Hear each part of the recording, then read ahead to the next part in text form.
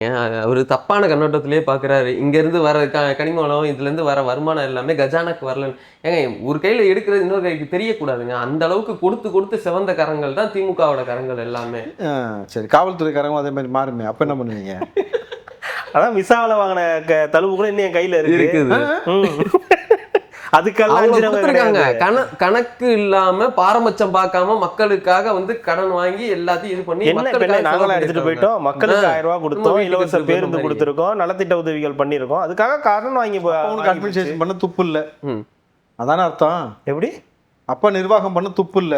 எல்லாருமே நாளைக்கு என்ன செய்ய போறாங்கன்றதான் தமிழ்நாடு ரொம்ப முக்கியமாக எதிர்பார்க்குது. போன வாட்டி 6 கோடி பேர் லைவை பார்த்தான். நாளைக்கு சட்டமன்றம் கொடுத்து வெள்ளரிக்கை கொடுத்ததுக்கப்புறம் ஃபுல் ஃபோக்கஸ் எல்லா கேமராவும் திருப்பு அப்படின்ற மாதிரி ஒட்டுமொத்த மக்களும் பார்த்துக்கிட்டு இருப்பாங்க. நாளைக்கு திமுககாரன் குரலி வித்தை காட்டாம கேட்கக்கூடிய கேள்விக்கு பதில் சொல்லி திராணியோடு எதிர்கொள்வதற்கான என்ன வழின்றதான் யோசிக்கணுமே தவிர, ஆனால் எக்ஸ்போஸ் ஆகிட்டாங்க. அவங்க காப்பாற்றிக்கிறதுக்காக இப்போ வந்து ஆளுங்கட்சியை தேடி எல்லாருமே வராங்கன்ற அந்த ஒரு குற்றச்சாட்டும் வைக்கிறாங்க. யார் வராங்க? உன்னை காரி வேற யார் இருந்தாலும் உன்னை காரி துப்பிட்டு வரான். அவன் வரும்போது சொல்லிட்டு வருவான் பாருங்க ரீசனை. ஏன் வர அதிமுக சொன்னாங்களா? ஒரே ரீசன் தான் சொல்லுவீங்க. திமுகவும் அதிமுகவும் கூட்டணி பேச்சுவார்த்தை நினைச்சு அது எங்களுக்கு பிடிக்கல, அதனால வெளில வரணும்பாங்க. கேடுகட்ட ரீசன் இல்லையா அது? மாபெரும் ரீசன் அதுதான். ஏன்னா கேடுகட்டத்தனமா இருக்குல்ல. ரெண்டு திமுகவை எதிர்த்து உருவாக்கப்பட்ட கட்சி 2 பேரும் ஒண்ணு சேர்ற யார் தலைமையில? பிஜேபி தலைமையில. இந்த பேச்சுவார்த்தையை உருவாக்குனது யாரு தெரியுமா? யாரு? இந்த அதிமுக திமுக கூட்டணி சேரலான்ற பிஜேபி. அக்கா இல்ல, அண்ணியாரு. சாரி, அண்ணியாரு. எந்த அண்ணியாரு? நிறைய அண்ணி இருக்குதுங்க. முரசு என்ன எங்க ஆட்சியில ஒரே பிரச்சனை, சட்டம் ஒழுங்கு சரியில்லை, பெண்களுக்கு பாதுகாப்பு இல்ல. அவங்க தான் இந்த ஐடியாவை ஆரம்பிச்சு வச்சாங்கன்னு. ரெட்ரோலுக்ஸ் நெஞ்சங்களுக்கு வணக்கம், நான் கார்த்திக். இன்றைய நேர்காணலில் நம்முடைய இணைந்திருப்பவர் தமிழக வெற்றி கழகத்தினுடைய மாநில செய்தி தொடர்பாளர் திரு ராவுத்தர் இப்ராஹிம் அவர்கள். வணக்கம் சார். வணக்கம் சார். வணக்கம் சார். வணக்கம் சார். நல்லா இருக்கீங்களா? நல்லா இருக்கேன் சார். முதல்ல வந்து இனிய பிறந்தநாள் நல்வாழ்த்துக்கள் உங்களுக்கு. வெள்ளை சட்டையில தானே வருவாங்க. நியூ ட்ரெஸ் அப்படின்னாலே கண்டிப்பா அது பிறந்த நாளா தானே இருக்கும் சார். அது நியூ டே நியூ பிகினிங் மாதிரி நியூ கவர்மெண்ட்ஸ் நியூ காஸ்டியூம். ஒரு மாசம் இன்னைக்கு இல்ல இன்னைக்கு இஸ்லாமிய வருட பிறப்பு, இஸ்லாமிய புத்தாண்டுனால சரி ஒரு மாறுதல் ஏற்பட்டுமே. வழக்கமா ஒரு 15 வருஷம் வெள்ளை சட்டையே போட்டோம். நல்லா இருக்கு, பச்சை சட்டை நல்லா இருக்கு. அதனால சரி கொஞ்சம் ஒரு மாற்றி ஃபுல் ஹேண்டு, எப்போ பார்த்தாலும் ஃபுல் ஹேண்டு வெள்ளை சட்டைன்னு இருக்கிறதுனால கொஞ்சம் ஒரு மாற்றுவோமே அப்படின்ட்டு தான். நல்லா இருக்கு. நல்லா இருக்கு. எங்கள் முதலமைச்சர் கோட் ஷூட் போட்டு ஒரு ஸ்டைலாக மாறுறாரு. சரி நம்மளும் மாறுவோம். அப்பா வேற பெரிய கலர் வச்சு சட்டெல்லாம் போடுறாரு. யாரு? முன்னாள் முதலமைச்சர். இப்போ எம்எல்ஏ கூட கிடையாதுல்ல? ஆமா, அப்படி சொல்லுங்க. மென்ஷன் பண்ணணும்ல. இப்ப எம்எல்ஏ கூட கிடையாது. ஆமா, என்ன எம்எல்ஏ கூட கிடையாது, எம்பி கூட கிடையாது, எவ்வளவு எம்னாலும் கிடையாதுதான். ஆனா இன்னும் கொஞ்ச நாள்ல உங்களுடைய அந்த ஆட்சியை வந்து கவிழ்க்கிறோமா இல்லையான்னு பாருங்க அப்படின்னு சொல்லி அவங்க ஒரு சபதம் எடுத்திருக்காங்க. இதை இன்னைக்கு கூட காலையில ஒரு இந்த வீட்டுல இருங்க தமிழ்நாட்டுல இப்படி சபதம் எடுத்தாரு நிலைமை எல்லாம் என்ன தெரியும். ஓபிஎஸ் சபதம் எடுத்தாரு தர்ம யுத்தம் வச்சு போயிட்டாருல, போயிருக்காரு, ஜெயிச்சுட்டாருல. சசிகலா சபதம் எடுத்தாங்கல்ல, என்ன ஜெயிச்சாரு? ஆமா ஆமா அவர் ஜெயிச்சிட்டாரு, ஸ்டாலின் தோக்கடிச்சிட்டாரு. அப்படி சொல்லுங்க, அவர் ஜெயிச்சாரு, ஸ்டாலின் தோத்துட்டாரு. இல்ல அப்படி சொல்ல முடியாது. அவரு எங்க இருந்தாலும் அவரு கரெக்டா இருக்காருல்ல, சிறப்பா இருக்காரு. இல்ல இன்னைக்கு கூட காலையில ஒரு சம்பவம் நடந்துச்சு இல்லையா?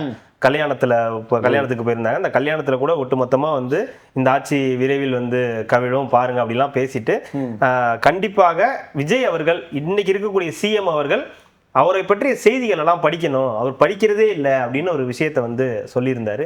தொடர்ந்து கல்யாண வீடுகள்ல இந்த மாதிரியான இந்த பேச்சு அப்படின்றது போயிட்டே இருக்கு.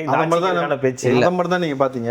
எனக்கு முதல்ல கல்யாண வீடான்றது எனக்கு டவுட்டா தான் இருந்தது. இல்ல கட்சி மீட்டிங் மாதிரி தான் இருந்தது. கல்யாண வீடு தான் அப்படி சொல்ல வந்தீங்களா? ஆமா, நான் வேற ஏதாவது நினைச்சேன். கல்யாண வீடு தான். ஆனா நீங்க இதை பேச்சு பாத்தீங்கல்ல, கல்யாண வீட்டுக்குள்ள உட்காந்து என்ன பேச தெரியுமா?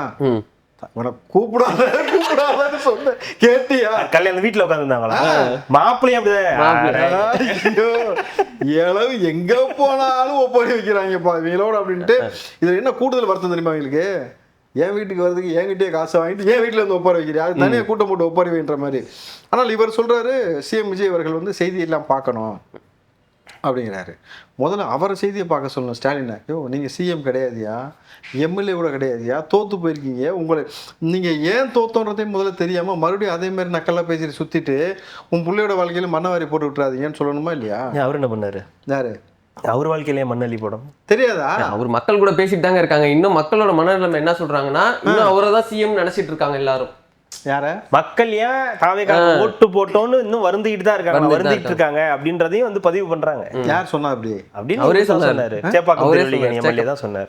அவராவே எல்லாம் சொல்லிக்கிறார் சார். நான் தன்னை அப்பாங்கிறாரு, திடீர்னு பார்த்தீங்கன்னா அப்புறமா என்னென்னமோ நிறைய சொன்னார். அதை விடுங்க. ஆனால் நான் என்ன சொல்றேன், ஏன் அவருடைய வாழ்க்கையில மனவரி போடாதீங்க உதயநிதி வாழ்க்கையில சொன்னா இப்படி பேசி பேசி இன்றைக்கு அது எங்க வந்து நிக்குதுனாக்கா, வெள்ளை அறிக்கை வெளியே வந்தது இல்லையா, அதுக்கு பிறகு பிடிஆர் சொன்ன விஷயத்தை இப்போ எடுத்து பேச ஆரம்பிச்சிட்டாங்க. கலைஞர் வந்து அவர் வாழ்நாள் முழுக்க சம்பாரிச்சதை இந்த 2 பேர் யாரு, சபரீசனும் உதயநிதி சேர்ந்து 2 வருஷத்துல 30,000 கோடி வரைக்கும் சம்பாரிச்சிட்டாங்கன்ட்டு. இது எந்த அளவுக்கு ரிலேட் ஆகுதுன்னா, இங்கே இவங்க இவ்வளோ சம்பாரிச்சிருக்கிறாங்க. அந்த பக்கம் பார்த்தீங்கன்னா நம்மள்ட்ட திமுக ஆட்சி சொன்னது என்னன்னாக்கா 10 லட்சம் கோடி தான் கடன்னாங்க. திருட்டு போயிருங்க, அதுலேயும் 3 லட்சம் கோடியை மறைச்சிருக்கானுங்க. புரிஞ்சா உங்களுக்கு? அப்போ மறுபடியும் நம்ம தான் ஆட்சிக்கு வருவோன்ற திமுறையும் அகம்பாவத்திலையும் வாங்கிய கடனை கூட மறைச்சிட்டு திருட்டுத்தனம் பண்ணுறது. அப்போ இதெல்லாம் பார்க்கும் பொழுது கரெக்டாக கோயின்சிடண்டாக வருதா? அதே மாதிரி அரசாங்கத்துக்கு வர வேண்டிய வருவாய், நேரடியாக உள்ளே வர வேண்டிய இன்கம் எல்லாமே உள்ளே வராமல் இருக்குது. அந்த அரசாங்க கஜானாக்கு வர வேண்டியதெல்லாம் வரலன்னு சொல்லும் பொழுதும் இது ரிலேட் பண்ணி பார்க்கும்பொழுது அப்போ நிச்சயமாக வரம்புக்கு உட்பட்டு தானே வாங்கியிருக்கோம். எதுவும் எக்ஸ்ட்ராலாம் ஒன்றும் வாங்கலையே, கரெக்டாக அந்த பார்டரில் தானே வந்து வாங்கியிருக்கோம். ஒன்றும் பிரச்சனை இருக்காது இல்லை. இனிமேல் தான் வாங்குவீங்க. அதுவும் இன்னொரு ட்வீட் என்ன போட்டிருந்தாருன்னா, போன அந்த அவர் எடப்பாடி அவர் ஆட்சி முடியும் போது பார்த்தீங்கன்னா ஒவ்வொரு தலையிலையும் 35,000 ரூபா வச்சு கோமாளித்தனமான ஒரு நிர்வாகம் பண்ணி வச்சுட்டு போயிருக்காங்கன்னு சொல்லிட்டு ஸ்டாலின் அவர்களே வந்து ஒரு ட்வீட் போட்டிருக்காரு. இப்போ நாம வந்து 1,30,30,000 ரூபாய் வரைக்கும் கொண்டு வந்திருக்கோம். இது வந்து திராவிட சாதனை இல்லையா? ஆமா, 35 பெருசா, 1,00,000 எங்க இருக்குது? 35 பெருசுங்களா? இப்போ அந்த ஆள் நமக்கெல்லாம் அப்பன் தானே சொல்லிட்டு இருந்தாரு. யார? ஆமா, அப்பா தாய்மானவர், தாய்மானவர். இப்போ என் தலையில் நீ வாங்கி வச்ச கடனை எப்போ எடுப்ப? கேட்பனா கேட்க மாட்டேனா? நம்ம எல்லாத்துக்கும் நீங்களும் கேட்கணும். நானே 10,000 தான் வச்சுக்கிட்டேன். என்கிட்ட அவரே 10,000 தான் வச்சிருக்காரு. இந்த கதையெல்லாம் போய் வேற எங்கேயாவது சொல்லுங்க. 10,000 வச்சுக்கிட்டு தான் டிஃபன் காரில் சுத்திட்டு இருக்கிறீங்களா? அது வேற பேரை வாங்கி கொடுத்தது. இது ரெட் ஜெயின் மூலியமா வந்த வருமானத்தை அதையும் விசாரிக்க சொல்றீங்க அதானே? கரெக்டா? ஏன்னா அந்த பயில பொடி புள்ளைய சும்மா சுத்திட்டு இருந்த பயிலுக்கு எப்படி 10,000 கோடி அவன் பேர்ல வந்து சொத்து வந்தது. ஸோ இதெல்லாம் வந்து சார் இனி முதலமைச்சர் வெள்ளை அறிக்கைன்னு ஒண்ணு வெளியிட்டதுக்கு பிறகு வளர்ந்துகிட்ட வரீங்க, அதை பாத்தீங்களா?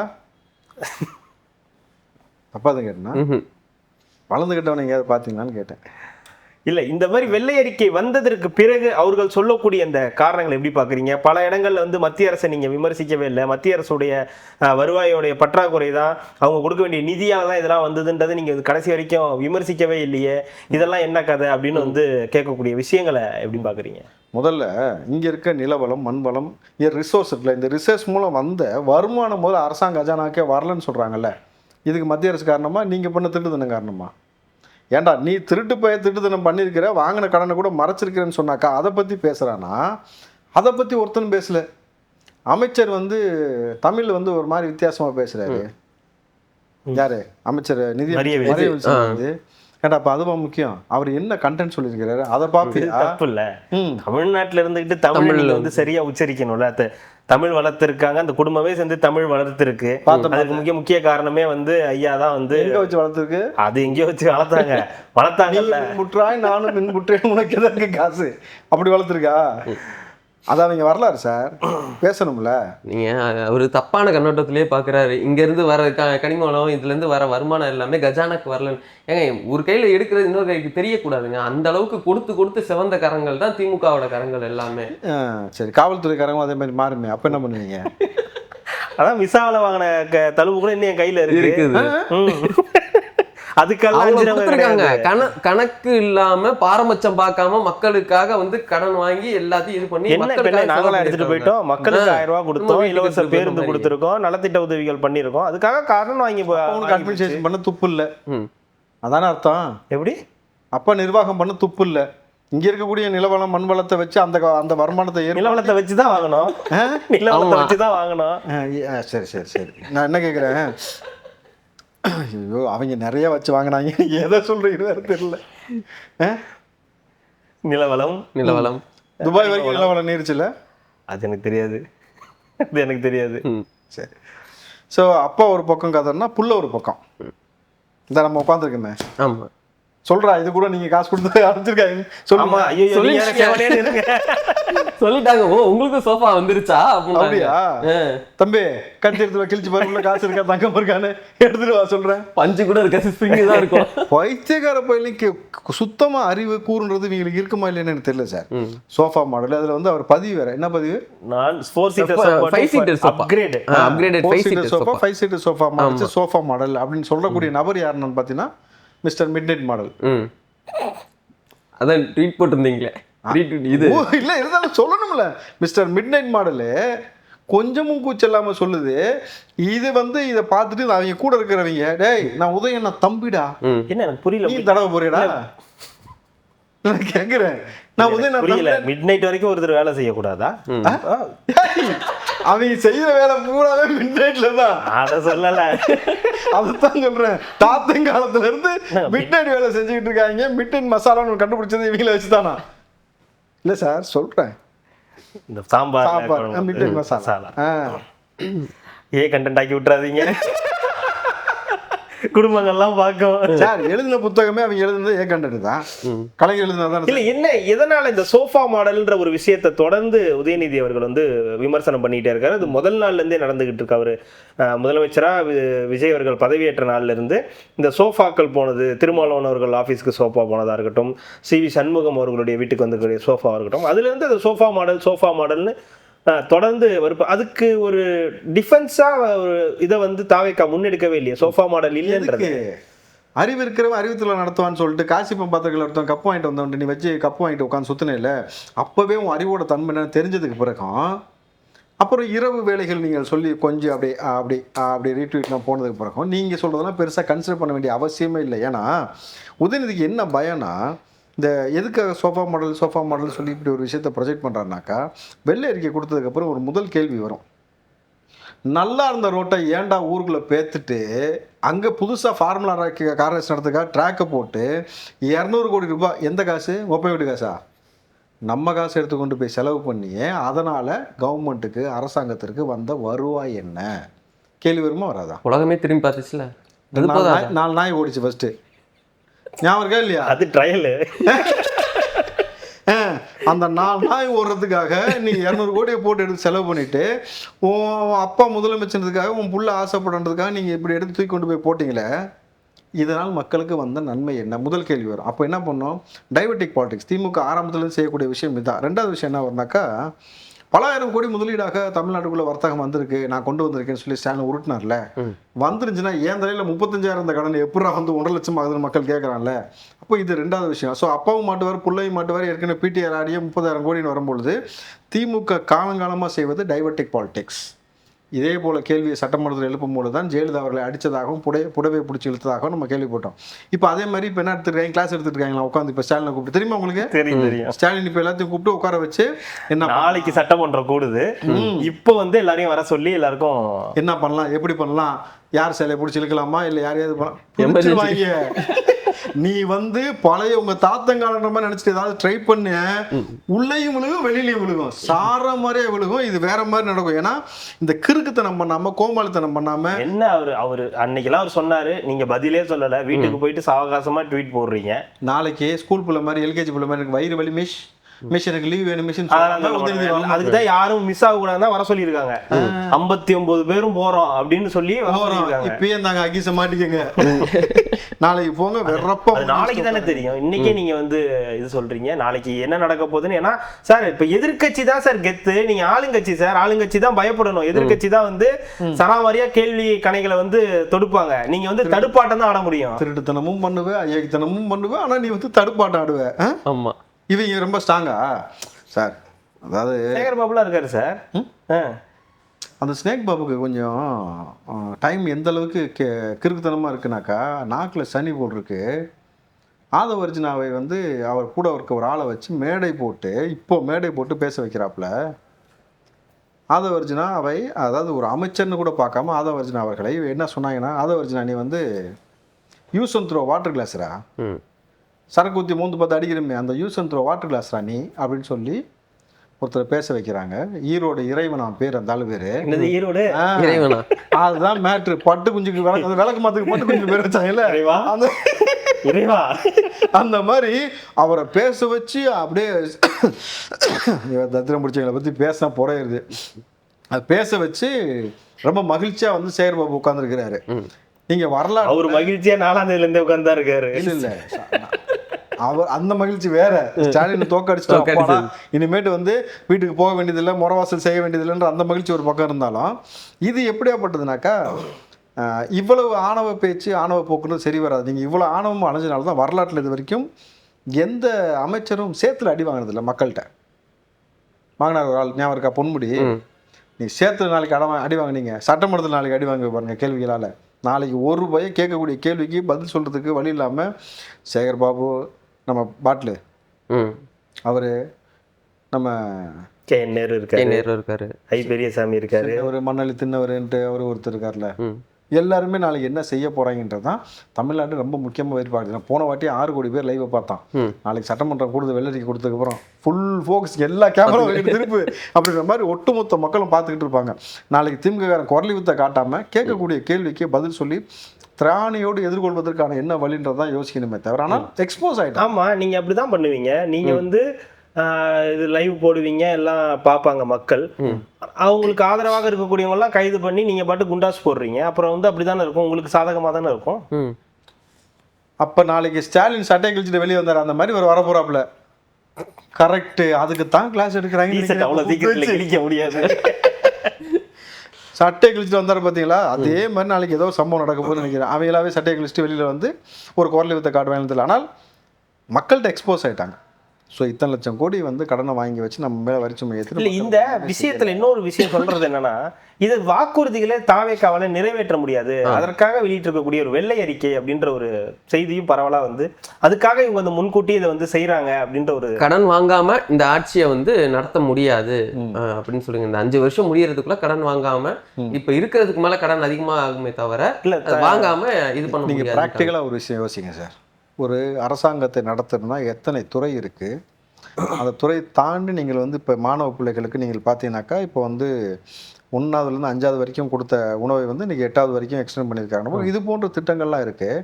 அப்படின்னும் பொழுது கடன்றது எப்பயுமே அரசாங்கத்தை பொறுத்த வரைக்கும் ஒரு ஸ்டாண்டர்டாக ஒரு நிதின்றது ஒன்று இருக்கும். நீங்கள் மொத்தமாக ஒன்றும் இல்லாமல் வலிச்சு நக்கிட்டு போயிட்டு இங்கே எதுவுமே மாணவர்களுக்கு செய்யலை, அப்படியே 1000 ரூபா கொடுத்தாலும் அது என்னுடைய ஆட்சி தான் தொடருதுன்னு சொல்லி முட்டாள்தனமாக பேசுகிறாங்கல்ல.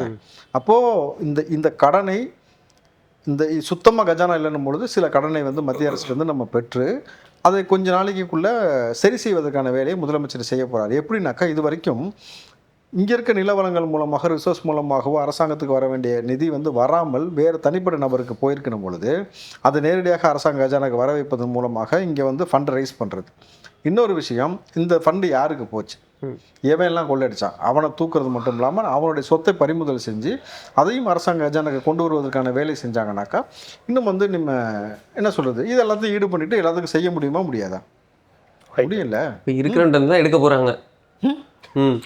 இருக்கிறவன்லாம் எடுக்க போகிறீங்க. இல்லை எவெல்லாம் திருநானா எல்லாத்திட்டையும் இருந்து பிடுங்குறதா வருமா? வருமா? இல்ல இந்த ஸ்டேஷன்ல போனா திருடிட்டு போயிட்டாங்கன்னா, இல்லைங்க திருந்த சும்மாவா இருப்பான், உடனே ரூம் போடுவான், அங்க எங்க செலவு பண்ணுவான், பாதி காசு காணா போயிருன்ற மாதிரி இவங்க ஏதாவது செலவு பண்ணிட்டு இருந்தாங்கன்னா செலவு பண்ணது போக மிச்சத்தை பிடுங்க வேண்டியதா? செலவு என்னங்க செலவு பண்ணியிருந்தான்னா? திமுக குடும்பத்துடைய சொத்து மதிப்பு எவ்வளவு தெரியுமா சார்? எத்தனை லட்சம் கோடி தெரியுமா? தெரியல. இது சொத்து மதிப்பு எவ்வளவு தெரியுமா? எந்தெந்த நாடெல்லாம் என்னென்ன வச்சிருக்காங்க தெரியுமா? நீங்க டிஆர் பாலு கப்பல் எங்கே ஓடுது, எத்தனை ஃபேக்ட்ரி வச்சுருக்கிறாங்க, அந்த கப்பலில் வந்து எத்தனை பேர் பார்ட்னர்ஷிப்பு, யாரெல்லாம் பார்ட்னர்ஷிப்பு, எங்க அப்பா காசு வராதா? பரம்பரையாக உழைச்சதெல்லாம் ஒரே நிமிஷத்தில் வந்து இது பண்ணிட்டாரு பார்த்தீங்களா? கல்லு தூக்கி மண்ணு தூக்கி உழைச்ச காசு. பரம்பரை அவங்க பிடுங்கினது எல்லாத்தையும் நம்ம பிடுங்க தான் போகிறோம். சரி, அது என்ன சொல்லுங்க. என்னது, முக்தார் அவர்களை வந்து குண்டாஸ்திக்கு உள்ள போட்டிங்களே, இப்படி பத்திரிகை சுதந்திரத்தை போய் முடக்கிட்டு இருக்கீங்களே யாரையும் பேச விடாம. இவர் அரெஸ்ட் பண்ண சொல்கிறீங்களா? பேசினார்னா கண்டிப்பாக சட்டம் பாஞ்சே ஆகணும். அவர் அந்த மாதிரி கலிஜெல்லாம் பேசலையே. ஆமாம், பொறுக்கித்தனமாக பேசுனது யாரு? பெண்களை குறித்து ஆபாசமா பேசுனது யாரு? அது நான் கோமா பேசுனேன், சிரிச்சுட்டு ஜாலியா தானே பேசினேன் இல்ல, உன்னை பேச வச்சு இப்ப சிரிச்சுட்டு அமைதியா இருக்க நீ தானே உள்ள கழித்தீங்கிற. நான் திரும்ப அதான் சொன்னேன், திமுகவை நம்பி இந்த வேலையை செய்யாத. அன்னைக்கே சொன்னேன், ஒவ்வொரு பேட்டிலும் உட்காந்துட்டு எகத்தாளம் மயிறு. எப்படி இந்த பேட்டிக்கு அப்புறம் பாருங்க, நீங்க எங்கேயோ போயிருவீங்க, நீங்க எங்கேயோ போயிருவீங்க, மொத்தமா தூக்கி இப்ப உள்ள அன்னைக்கே சொன்னேன். இந்த விட்டுருப்பாங்க சார், சரி போங்கன்னு விட்டுருப்பாங்க. அந்த இதெல்லாம் நடக்கும்போது போய் முன்னாள் முதலமைச்சரை போய் பார்த்து ஒரு போட்டோ எடுத்தாருல்ல, கெஞ்சிருக்காப்புல, ஐயா என்னை அரெஸ்ட் பண்ண போறதா தகவல் வருது, என்னை எப்படியாவது காப்பாத்துங்க. அவரு என்னை எப்படியாவது காப்பாத்துருமா. அந்த சிச்சுவேஷன்ல போயிட்டு இருக்கும் பொழுது முக்தாருக்கு வந்து இது லேட்டு, இதுவே லேட் தான் நினைக்கிறேன். ஆனால் இதுக்கு மேலே வந்து முண்டாஸ் போட்டிருக்கு, ஏற்கனவே அவர் மேலே 20 வழக்குகள் பெண்டிங்கில் இருக்குன்னு வேற சொல்கிறாங்கன்னு போது அதை துரிதப்படுத்தும் போது இப்போ எனக்கு அதெல்லாம் கிடையாது. நம்ம பொறித்தனம் பண்ணாப்புல அரசியல் தலைவர்களை தனிப்பட்ட முறையில் வந்து கேவலப்படுத்தி பேசினா, பெண்களை ஆபாசமாக பேசினா தூக்கியாச்சு. 20 வழக்கு தான் இருக்குது. 261 வழக்கு வச்சுட்டு ஒரு ஆள் வெளியே சுற்றிட்டு இருக்கு, ஒரு பெரிய மீசக்காரன்பா. இப்போ மாண்புமிகு சட்டத்துறை அமைச்சர் அண்ணன் நிர்மல்கிட்ட ஒரு கோரிக்கையா வைக்கிறேன். 261 வழக்கு, இதுல 4 கொலை முயற்சி வழக்கு, தீவிரவாதியோட தொடர்பு வச்ச வழக்கு, பொடா கேஸ் எல்லாமே இருக்கிற பொழுது இவரை எப்படி நீங்கள் வெளியில இது வரைக்கும் விட்டு வச்சிருக்கலாம்? பள்ளி கற்பா முச்சுன்னு அடிக்க போயிருப்பாரு, அதெல்லாம் தூக்கி கொலை வழக்கா போட்டீங்கன்னா என்ன பண்ணல.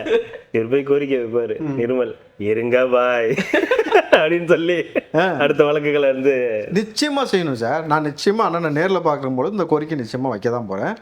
அதுல எந்த மாற்று கருத்து கிடையாது. அப்ப நக்கீரன் கோபாலை தூக்க வேண்டியது இருக்கு, இன்னும் சிலதெல்லாம் இருக்கு. கவனிச்சிருக்கீங்களா? அது நிறைய பேர் இருக்காங்க, ஊடகத்திலே நிறைய பேர் இருக்காங்க. நீங்க சொன்னா மொத்தமா எல்லாத்தையுமே காலி பண்ணணும். இல்ல இது ஊடகம் இல்ல.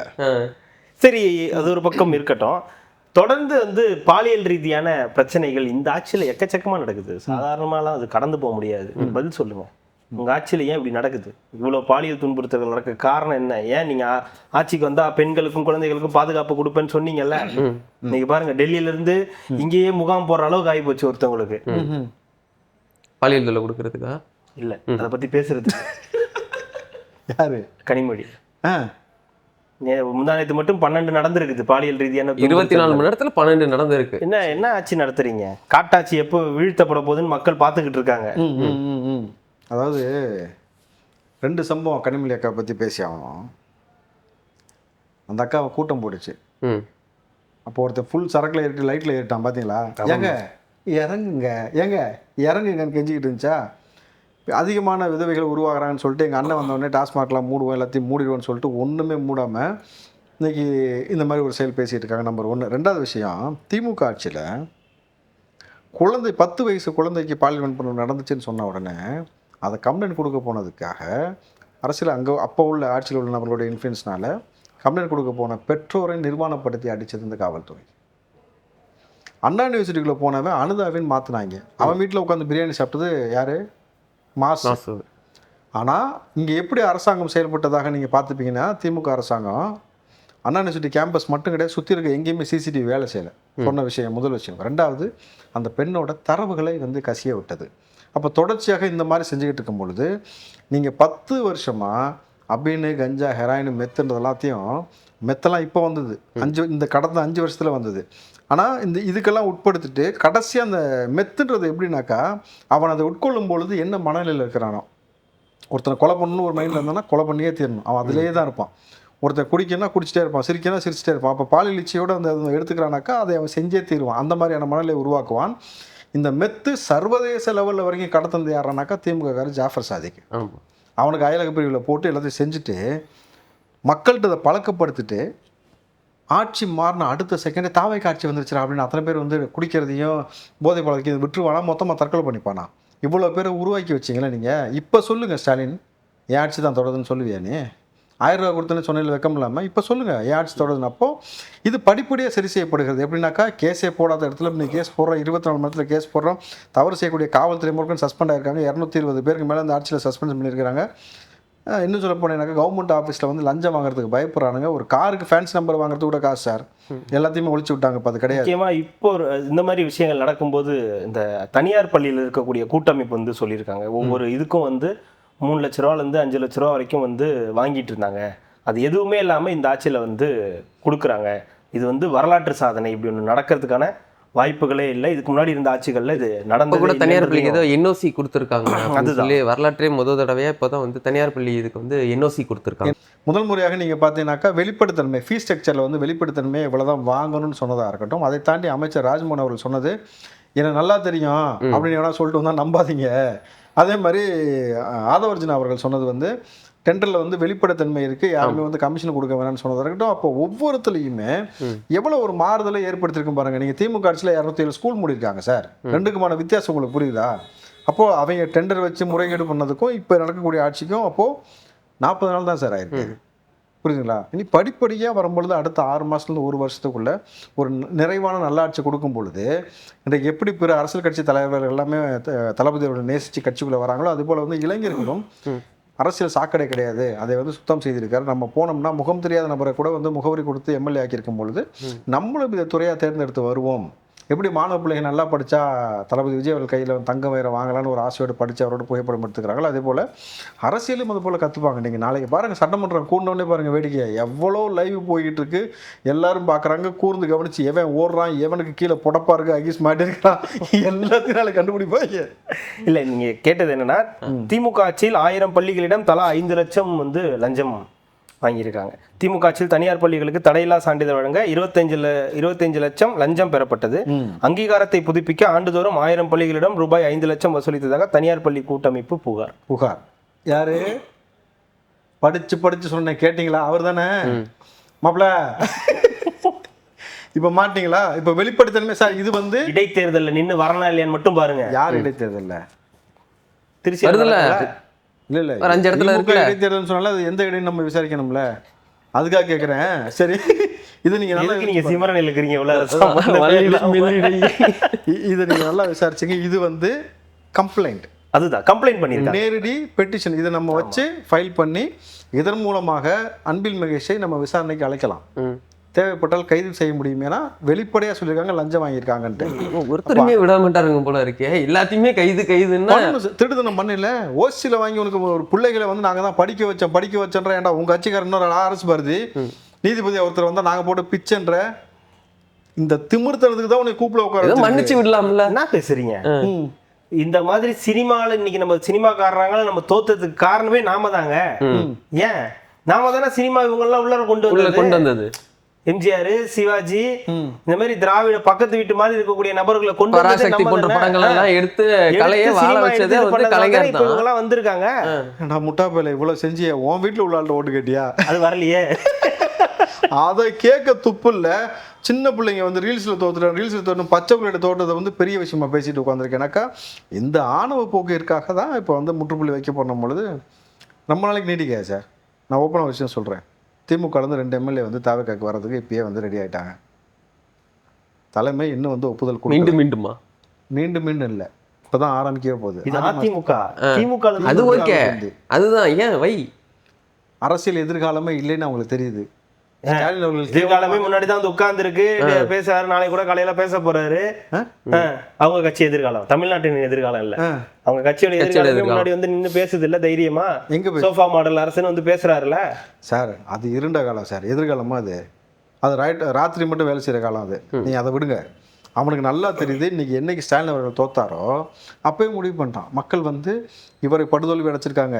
இது காசியப்பன் பாத்திரங்கள்லேருந்து கப்பு வாங்கிட்டு சுற்றிட்டு இருக்கு, ஆள் கூட போய் கப்பு வாங்கிட்டு சுற்றிட்டு இருக்கும், இல்லை நைட்டு ட்வீட் போட்டுட்டு இருக்கோம்.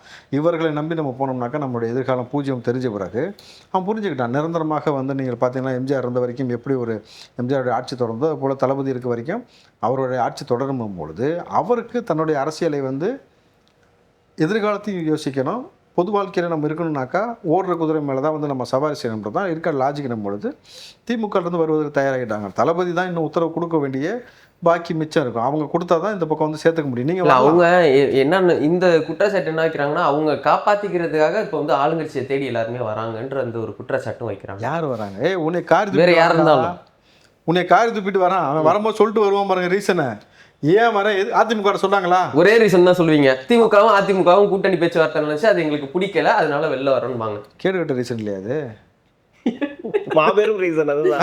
ஏன்டா கேடு கெட்டத்தனமா இருக்குல்ல. ரெண்டு திமுகவை எதிர்த்து உருவாக்கப்பட்ட கட்சி ரெண்டு பேரும் ஒண்ணு சேர்ற யார் தலைமையில? பிஜேபி தலைமையில. இந்த பேச்சுவார்த்தை உருவாக்குனது யாரு தெரியுமா? யாரு? இந்த அதிமுக திமுக கூட்டணி சேரலான்ற பேச்சுவார்த்தை. அக்கா இல்ல, அண்ணியாரு. சாரி, அண்ணியாரு. எந்த அண்ணியாரு? நிறைய அண்ணி இருக்குதுங்க. ஒரே அண்ணியார் தான். முரசு என்னங்க ஆட்சியில ஒரே பிரச்சனை, சட்டம் ஒழுங்கு சரியில்லை. சட்டம் ஒழுங்கு சரியில்லை, பெண்களுக்கு பாதுகாப்பு இல்ல. அவங்க தான் இந்த ஐடியாவை ஆரம்பிச்சு வச்சாங்கன்னு இன்னைக்கு நம்ம இவரு ஐயா வைகோ வந்தாருல, அவங்க கூட வந்து முத்தரசம் வரும் வந்திருக்காரு, அவங்களும் போட்டு உடைச்சிட்டு இருக்காங்க. ஓ, அவங்க ஆரம்பிச்சு வச்சது அவங்க தான் அப்படின்னு. நம்ம இவரு எல்கே சதீஷும் தான். ஓ, சுஷி. செம்ம. அதாவது போராட்டம்லாம் அக்கா போராட்டம்லாம் எங்கெங்க சார் ஃபர்ஸ்ட் போனாங்க? டிடிவிட்ட போனாங்க ஒரு முறை.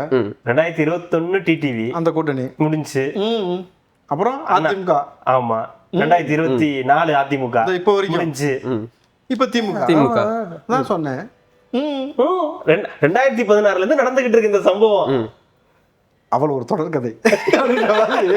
அந்நியர் ஒரு தொடர்கதை. ஆமா, அந்நியர் ஒரு தொடர்கதை. அதான் நடந்து கொண்டே இருக்கணும் பொழுது திமுகவுடைய கூடாரமும் முடிய போகுது சார்.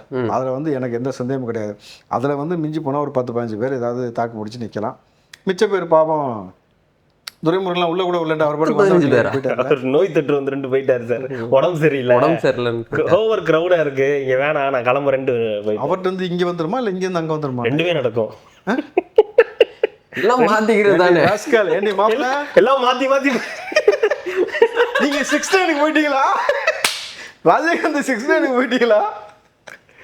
இல்ல இல்ல, ராகிங் தான். சரி சரி. ஏன்னா இவர் தான் சொன்னது என்னன்ட்டு, ரகசியமா பாய் ஃப்ரெண்ட் வச்சுக்க, போனை ரீசார்ஜ் பண்ணு, சுத்து, மொத்தம் 1000 ரூபாய் கொடுத்து விட்டு பேசின பேச்சு இன்னைக்கு நோய் தொற்று வந்துடும் சொல்லிட்டு போறாங்கன்னா புரியல எனக்கு. விடுங்க, வயசானவர் கொஞ்சம் கருணை காட்டுங்க ப்ளீஸ். எவ்வளோ நேரம் தம்பி ஆயிருக்கும்? 25 முடிச்சிடலாம். ஓகே, வைகோ பேசிக்கிறேன், அடுத்ததுல பேசிடலாம். அதில் பேசிக்கலாம், முடிச்சு விடுங்க, ஃபினிஷ் பண்ணி விடுங்க. கண்டிப்பாக சார், நம்ம தொடர்ந்து நம்ம நிறைய விஷயங்களை பற்றி பேசுவோம், ஃபன் பண்ணுவோம். அடுத்து நக்கீரன் அரெஸ்ட் ஆனதுக்கப்புறம் இன்னும் ஃபன் பண்ணுவோம், இன்னொரு ஃபன் பண்ணுவோம். அதுக்கு முதல்ல நீங்கள் ரெகுலராக வரணும், வர மாட்டேங்கிறீங்க, 2 வாரத்துக்கு ஒரு தடவை வரீங்கன்னு கம்ப்ளைண்ட் நிறைய பண்ணி என்னை அழைத்து கொண்டே இருக்கின்ற காரணத்தால் போயிட்டு இருக்கு. நான் வரேன், நம்ம இன்டர்வியூ பண்ணுவோம். சரியா? இல்ல, எனக்கு என்ன இந்த படத்துல பிரபுதேவா படத்துல விவேக் போய் பின்னாடி உட்கார்ந்து இந்த பேசுவார்ல, கட்சி பணி என்னை அழைக்கிறது அப்படின்னு போய் இந்த தோசை கல்ல உட்கார மாதிரி. கண்டிப்பா சார், அடுத்தடுத்த நிகழ்வுகளை தொடர்ந்து பேசலாம். மிக்க மகிழ்ச்சி. நன்றி. நன்றி.